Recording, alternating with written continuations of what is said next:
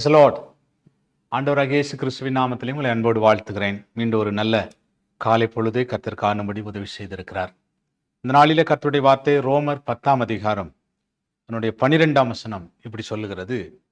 யூதன் என்றும் கிரேக்கன் என்றும் வித்தியாசமே இல்லை, எல்லாருக்கும் கர்த்தரானவர் தம்மை தொழுது கொள்ளுகிற யாவருக்கும் ஐஸ்வர்ய சம்பன்னராய் இருக்கிறார். ஆண்டவர் ஒரு நாளும் தம்மை ஜனங்களை, தேவ ஜனங்களை ஆசீர்வதிக்க அவர் வித்தியாசம் பார்க்கறதில்லை. உயர்ந்தவன், தாழ்ந்தவன், படித்தவன், படிக்காதவன், வசதி உள்ளவன், வசதி இல்லாதவன், இதெல்லாம் கர்த்தர் பார்க்கறதில்லை.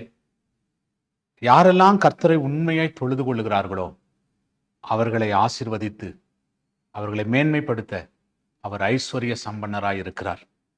அநேகர் யோசித்துக் கொள்வது உண்டு, ஆண்டவர் அவர் பாவமா சிலுவையில் தொங்கிக் கொண்டிருக்கிறார், அவரிருந்து எங்கிருந்து நம்மளை ஆசீர்வதிக்க முடியும் என்ற பலர் யோசிக்கிறது உண்டு.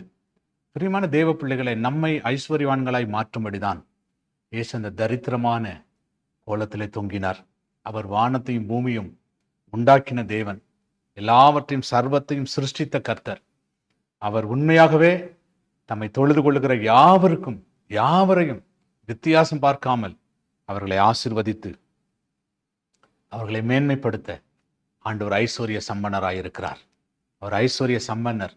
நாம் ஆராதிக்கிற தேவர் ஐஸ்வர்ய சம்பன்னர். அவர் தரித்திரம் பிடித்த ஆண்டவர் அல்ல.